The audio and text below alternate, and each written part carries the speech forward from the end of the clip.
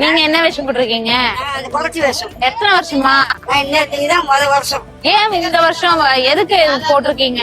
கஷ்டமா இருக்கு. நம்ம பிள்ளைய சொல்ல மாட்டேங்காத தாயே, எனக்கு தெரிஞ்சு என் காப்பாத்தி கூட்டுதாயே. நான் இல்லைன்னா என் பிள்ளைகளுக்கு யார் தாயே இருக்கா அப்படின்னு போட்டி. என் மகன் வந்து பிளஸ் டூ படிச்சுட்டு இருந்தான் அந்த வருஷம்.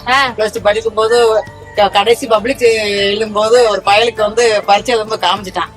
வாத்தியார் வந்து கூட்டு மாட்டி போட்டு டிசி வாங்கிக்கோன்னு சொல்லிட்டாங்க. அந்த அளவுக்கு வந்துருச்சு. ரொம்ப சிரமப்பட்டு கடைசி வருஷம். ஆனா நல்லா படிக்கிற பையன். முடிஞ்சா கணக்கு பறிச்சேன். அச்சச்சோ, கணக்கு பறிச்சேன். எனக்கு கணக்குல நல்ல மார்க் வேணும் தாயேன்னு சாமி கும்பிட்டேன். அவன் எவ்வளவு தம்பி வாங்குவேன்னு கேட்டேன். இந்த வட்டம் 60ஆவது வாங்கணுமான்னு சொன்னான். பரீட்சை எழுதுற அன்னைக்கு அவளை நினைச்சு 11 ரூபா காணிக்க முடிஞ்சு வச்சு நல்ல மார்க் வரஞ்சு சாமியை கும்பிட்டேன். பரீட்சை எழுதி பப்ளிக் ரிசல்ட் வந்துச்சு. கணக்குல 88 மார்க் வந்துச்சு. அதுல மட்டும் இவ்வளவு மார்க் வரும்னு நினைச்சே நான் பாக்கலாமா சொல்லிட்டான். ஆனா இன்னொன்னு என்ன சொன்னான்னு கேட்டீங்கன்னா, பரீட்சை எழுதும் போது ஆனா என் கூட யாரும் இருக்கிற மாதிரி தெரிஞ்சுமா. அன்னைக்கு இங்க போய் ஒரு பொம்பளை லேடிஸ் டீச்சர் வந்துச்சுமா அப்படின்னா, அப்ப நான் சொல்லுவேன் அது வந்து லேடிஸ் டீச்சர் கிடையாது, அவ அனுப்பியிருக்கா அப்படின்னு. நீ பார்த்த பருவதானா அப்படின்னு அவளத்தான் நினைச்சேன். வாழ்க்கையில் நிறைய விஷயத்துல கை கொடுத்துருக்கா. இல்லாட்டி அவ போய் கையா போயிருவாள்ல. உண்மையா?